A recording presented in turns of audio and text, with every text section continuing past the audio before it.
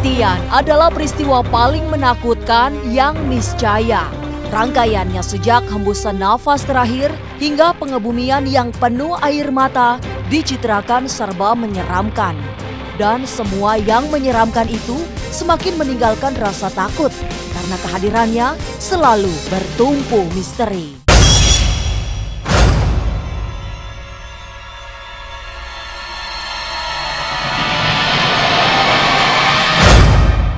Sebagai sebuah kepastian, mati tak bisa dihindari oleh alasan apapun. Hanya Tuhan yang punya kuasa atas waktu dan cara kematian itu menghampiri. Termasuk mereka yang mati lalu hidup kembali. Seperti apa pengalaman di luar nalar orang yang pernah mati suri? Apa saja yang mereka alami saat berada di alam lain? Benarkah setelah masuk ke alam lain, orang yang pernah mati suri mampu melihat dan berbaur dengan hal-hal gaib? Orang yang mati tapi tiba-tiba hidup lagi adalah fenomena di luar nalar yang sampai kini sulit dijelaskan. Inilah peristiwa spiritual yang hanya bisa didekati dengan bahasa batin. Apalagi yang pernah mengalami mati suri menjadi manusia baru yang bahkan mampu menembus alam gaib. Dan mendapat kesempatan kedua setelah mati suri memberi kisah-kisah misterius yang datang dari langit. Ia menjadi sang pinilih karena tidak semua orang bisa hidup lagi setelah dinyatakan meninggal.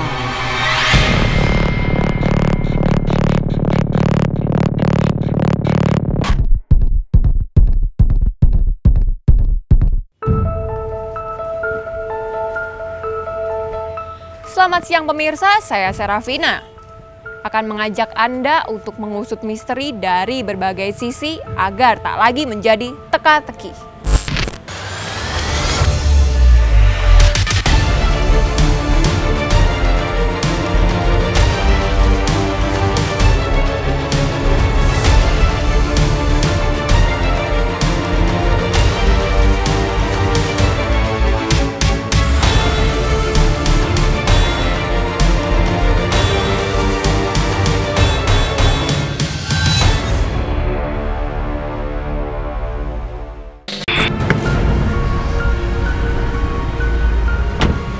Nah pemirsa, saat ini saya akan menemui salah seorang narasumber kita yaitu Ibu Amsah. Di mana Ibu Amsah ini dulu pernah mengalami kejadian mati suri.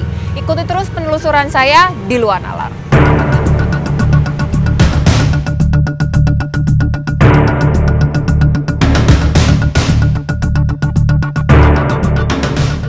Ada yang merasa berada di lorong gelap, dijemput kuda bersayap, bahkan melihat ruhnya keluar dari tubuhnya sendiri.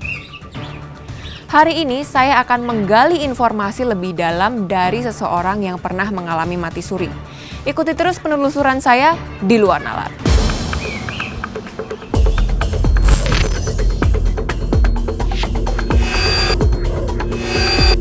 Hidup lagi setelah dinyatakan mati adalah peristiwa spiritual yang tidak semua orang mengalami.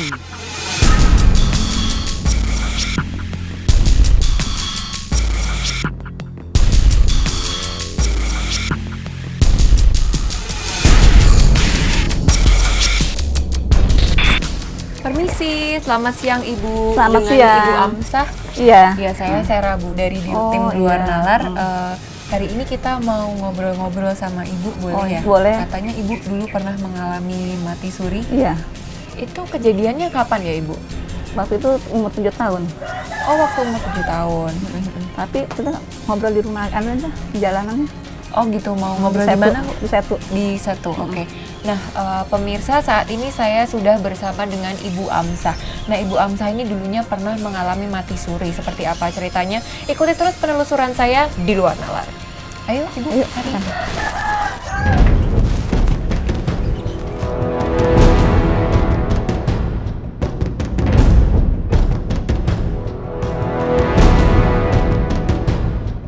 Memasuki alam kematian, tapi kembali lagi ke dunia fana adalah kisah tak biasa yang hanya mereka yang terpilih bisa melakukannya.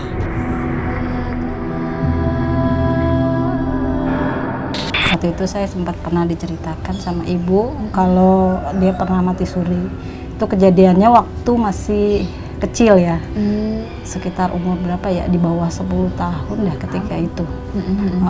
Pernah diceritakan, jadi pas mati suri itu pas dimandikan, pas kena air itu tiba-tiba bangkis, maksudnya bersin gitu, bersin dan tiba-tiba bangun gitu.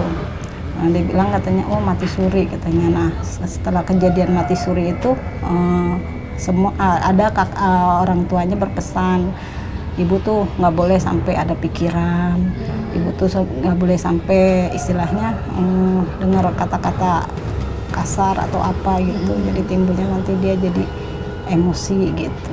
Bisa. Saya waktu itu sakit ya seminggu, batuk, terus dikerik ya, dikerik langsung katanya udah 3 jam nggak ada ininya.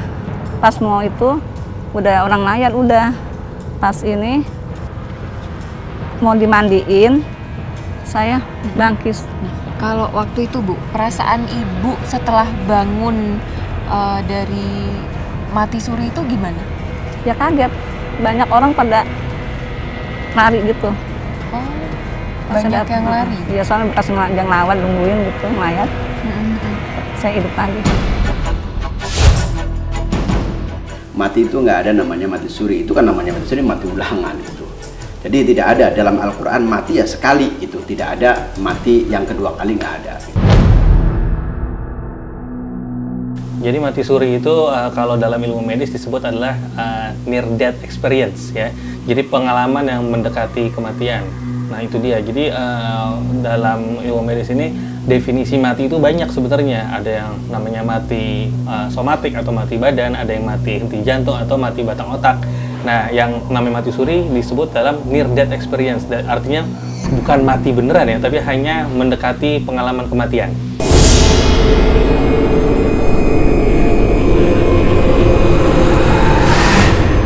Lewat fenomena mati suri, Tuhan seolah ingin mengirim pesan tentang kematian yang begitu dekat sehingga bisa datang setiap saat.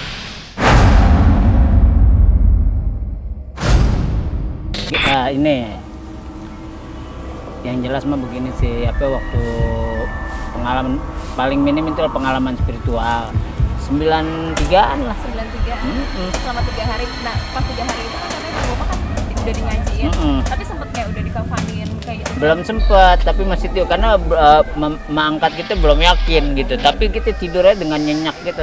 Masih ingat Bapak nonton bioskop, nah tiba-tiba ada gema suara kayak panggilan jarak jauh gitu, Bapak sampai apal nama aslinya, nama palsunya, Bapak Indrayana, kok apal semua nih, siapa yang manggil nih? Nengok ke belakang, nah perasaan kita itu kalau kita bilang kayak di telepati gitu, kita tuh jalan sendiri dan posisi Parangtritis itu sepi.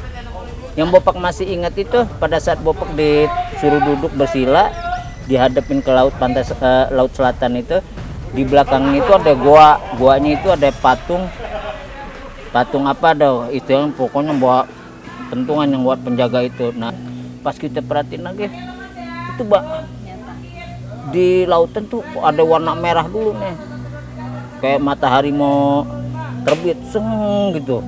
Terus kalau kereta bagus, pokoknya kita bayangin tuh, pokoknya cakep tuh kereta. Jalan makin deket, mimpi nih kita tabukinnya, bohong nih. Pas kita perhatiin lagi terus gitu, itu perempuan cakep, rambut panjang segini. Nah waktu Bapak lihat itu ada tangan sebelah kanannya itu dia lurik, jadi kayak sisik, warnanya pun hijau cemerlang gitu, hijau kayak hijau stabilo gitu kan, cakep. Pas kena pancaran cahaya tuh bagus banget. Dan itu cantik luar biasa, Nyuruh Kidul tuh cantik luar biasa, antara timur tengah kayak mukanya ke orang Libanon kayak gitulah, cakep. Perasaan saya terbang sangat tinggi gitu.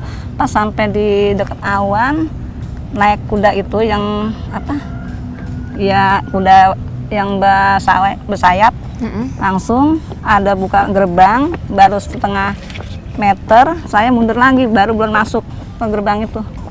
Oh gitu, jadi ibu Turun pelan-pelan lagi saya.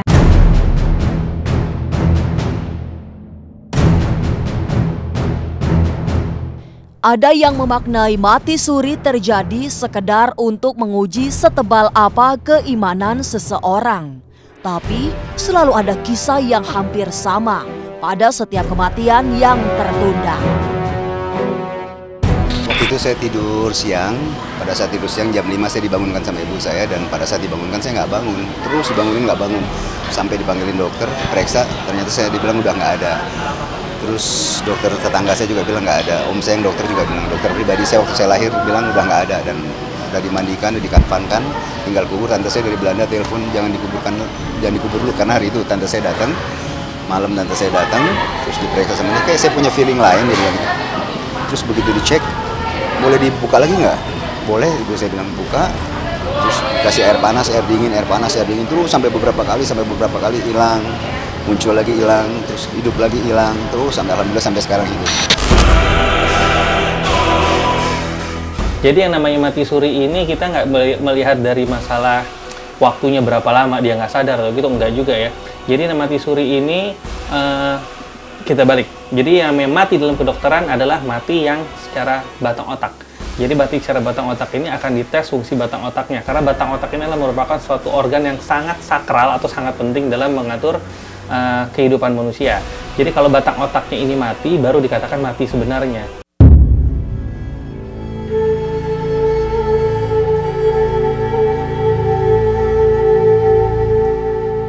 Kisah tentang perjalanan mereka yang terhenti sebelum sampai tujuan. Juga yang terjadi pada Ibu Amsyah yang sudah mati 3 jam, tapi bangun lagi saat dimandikan. Pada saat itu saya dibawa ke satu jalan yang lurus gitu, sebelah kiri itu hancur, kejadian itu hancur pokoknya. Hancur punya lah pokoknya, yang sebelah kanan itu indah-indah semua. Jadi itu melambangkan bahwa sebelah kiri itu lambang apa yang kita perbuat yang tidak baik itu hasilnya ini. Yang kanan itu yang baik-baik hasilnya ini. Jadi Tuhan itu menggambarkan bahwa ada yang negatif, ada yang positif, tinggal pilih yang mana. Dan sampai ujung itu ada jurang itu, saya lihat saya takut. Saya bilang saya nggak mau ke situ, saya bilang saya nggak mau, saya mau pulang, saya mau pulang. Terus saya bilang saya teriak-teriak mau pulang, saya balik arah, saya lari. Pulang ya kan, pulang sampai alhamdulillah sampai sekarang. Karena kan kalau hal-hal manusia gaib itu kan dimensi wajah itu semau dia kan. Mungkin pada saat Bapak ngeliat cantik, orang-orang Libanon itu. Dan natap gitu itu sehat gini. Kita kesannya kayak ada komunikasi gitu, komunikasi air Bapak ikut. Tapi nolak dulu, enggak Bu. Ditarik lah, naik gitu, jalan masuk ke dalam tuh. Jadi Bapak ngebayangin laut pantai selatan itu pas masuk dia tuh curam kayak ada lubang gitu, sat gitu tuh. Nah ini istana sini. Nah sampai Bapak tuh ngelihat manusia-manusia dibikin tangga. Ah bohong nih. Ini sih imajinasi doang nih. Hayalan doang, tebuk lagi. Tapi enggak kok, kayak mimpi, enggak kayak mimpi, tapi kayak bener. Sampai Bapak nginjak, sampai dia mereka pada minta. Sampai kita diajak tuh salah satu gudang harta gitu. Sampai Bapak ingat banget tuh mau dikasih tongkat gitu. Kok tongkatnya tuh kayak tombak begitu, cuman di sini kayak lapisan emas gitu, ini hitam. Ini ada bundelan begini kayak lapisan emas. Modalnya jadi bawahnya kayak naga gitu tuh. Ah kita bilang mimpi nebal. Cuman pas kita mau dikasih, ah nggak mau ah. 1 tahun kenapa-napa lagi. Benar, Bapak dipanggil, Pak. Sadar langsung istighfar. Astagfirullahaladzim. Itu langsung tuh hitungan per second gitu udah keluar. Pung diantar kayak gitu. Duduk lagi ke tempat semula yang Bapak lagi nonton di sekatenan, dan kita lihat lagi posisi rame. Posisi rame pas Bapak bangun udah di ngajiin 3 hari katanya. Kalau dari ilmu kedokteran dengan adanya cetusan gelombang listrik seperti pada saat mati suri, biasanya orang-orang yang mati suri ini akan mengalami suatu halusinasi mungkin ya bisa dibilang ya, atau jadi halusinasi ini tergantung dari faktor psikis dan faktor fisiologis atau faktor pengalaman dan faktor religius dari seorang itu tersebut ya. Jadi orang-orang yang mengalami mati suri ini ketika aliran listriknya menjadi abnormal, dia mengalami seperti mungkin melihat tokoh-tokoh keagamaan, kemudian bisa melihat gambaran seperti cahaya atau dilindungi masuk lorong atau segala macam seperti itu. Jadi bentuknya seperti itu.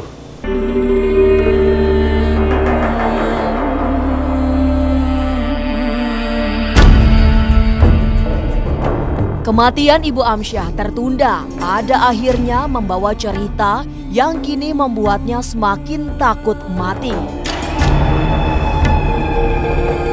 Kalau tetangga memang tetangga sudah tahu semua. Nggak ada yang tetangga yang takut terus menjauhi atau? Takutnya cuma takut gitu aja, jangan sampai kena wangi-wangian. Ya terus kalau dia masuk angin, mungkin masuk angin jangan dikerok gitu. Kalau tetangga sudah tahu semua. Oh gitu. Bahwa dia udah punya penyakit gitu, udah tahu. Oh nah, kamu nggak boleh pakai minyak angin dekat dia.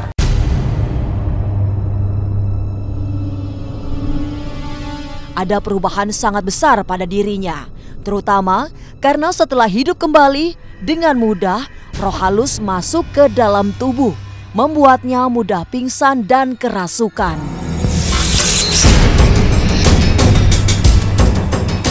Kadang-kadang begini, saya kalau lagi kesurupan nggak sadar ya. Suami saya pukul, saya tendang gitu. Oh gitu? Iya, nggak sadar bisa nggak ini. Kadang-kadang saya pakainya saya robek-robek di badan dia. Ya habis kesurupan itu ya lelah, pusing terus. Lama-lama ya hilang sendiri. Ya kalau pingsan memang yang nggak sering sih. Pokoknya yang penting dia mah nggak boleh emosi, nggak boleh ada anak-anak apa. Kalau ada anak-anak yang kadang-kadang kecelakaan, dikasih tahu atau ada musibah, ada apa dari keluarga, ya langsung plak.